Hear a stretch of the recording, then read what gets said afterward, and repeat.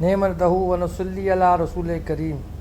حضرت محبوب اللہ فرماتے ہیں کہ صلہ رحمی ضروری ہے۔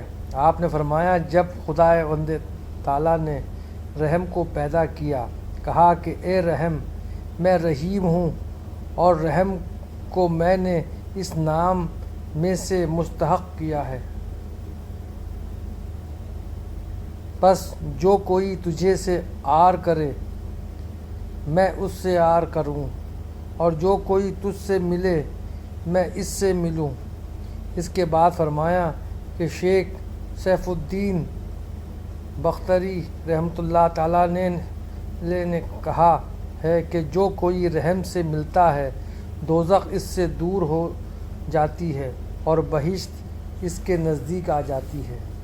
اس کے بعد فرمایا کہ میں نے کشف تفسیر میں لکھا ہوا دیکھا ہے کہ امام سقاف نے ایک قول لکھا ہے کہ جو کوئی اپنے اقربا سے ملتا ہے اگر اس کی عمر 30 سال رہی ہو، خدا تعالیٰ 30 سال اس کی عمر اور زیادہ کر دیتا ہے۔ اگر اپنے قرابت داروں سے قطع رحم کرتا ہے، حکم ہوتا ہے کہ لوح محفوظ سے اس کا نام کاٹ دے۔ اس کے بعد تھوڑا سا بیان حضرت محبوب اللہ فرماتے ہیں کہ رسول پاک صلی اللہ علیہ وآلہ وسلم نے فرمایا کہ جو کوئی چھوٹوں پر رحم نہیں کرتا اور بوڑھوں پر اپنی حکومت جتاتا ہے وہ ہم میں سے نہیں ہے۔ اس کے بعد فرمایا کہ رسول پاک صلی اللہ علیہ وسلم جب کسی بوڑھے کو راستے میں دیکھتے وہاں وہ کسی قوم کا ہوتا، اس کے سفید بالوں کی حرمت کی وجہ سے ہرگز اس کے آگے ہو کر نہیں چلتے تھے، اور فرماتے تھے کہ جن میں نشان نور خدا کا ہو اس کے آگے نہیں چلنا چاہیے۔ شعیب نوری یعنی بڑھاپا میرا نور ہے۔ اس کے بعد زبان مبارک سے فرمایا کہ اے خداوند تعالیٰ اس بوڑھے کو بزرگ رکھتا ہے کہ جس نے اپنے بال مسلمان رہ کر سفید کیے ہوں، تم اس کو بزرگ جانو، کیونکہ توریت میں حکم ہوا ہے کہ یا موسیٰ بوڑھوں کی عزت کرو، جب وہ آئیں تو ان کے سامنے کھڑے ہو جاؤ۔ جب تم دیکھو کہ جوان لوگ بوڑھوں سے پہلے پانی پیتے ہیں یا ان کے آگے چلتے ہیں اور وہ پیچھے ہیں، پس جان لو کہ برکت اور راحت ان لوگوں سے نہیں ملے گی، کیونکہ جب ایسا ہوگا تو خیریت اس شہر میں نہ ہوگی۔